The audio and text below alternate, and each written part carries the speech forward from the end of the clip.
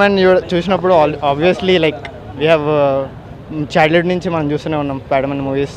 It has been a childhood, so very emotional and very gripping story. చాలా బాగుంది movie. అసలు నేను ఇట్లాంటి మూవీ థియేటర్ ఎక్స్పీరియన్స్ చేయడం నాకు చాలా బాగా నచ్చింది. బాబులకే బాబు, స్పైడర్ బాబు. 10/10 experience, like it was crazy.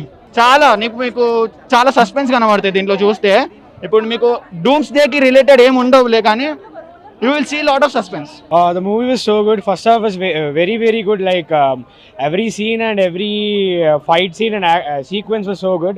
And second half was very mature. And finally, Tom Holland's Peter Parker got his identity. Like every time is Tom Holland Spider-Man, ante like it would be Marvel carried by Iron Man or helping by other Avengers. But this one is like completely by himself and it's so good.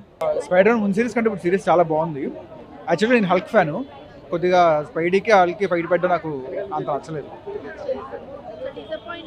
బాబులకే బాబు, spider బాబు. Spider-man బాగుంది. Cinema అయితే ఓవరాల్గా చాలా బాగుంది. అంటే ముందు సినిమాలలో ఉన్నంత అయితే లేదు సర్కాజం, ఇప్పుడు కొంచెం తగ్గింది. ఇప్పుడు కొంచెం అడల్ట్ స్పైడర్ మ్యాన్ చాలా బాగున్నాయి. ఈసారి చాలా మంచిగా పోర్ట్రే చేసినారు యాక్షన్స్. చాలా బాగుండింది. రీసెంట్ మార్వెల్ మూవీస్ లో అయితే డెడ్పుల్ అయ్యాక దిస్ ఇస్ ద బెస్ట్.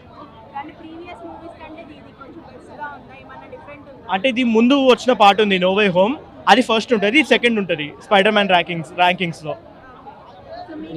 చాలా బాగుంది మూవీ, చాలా బాగుంది.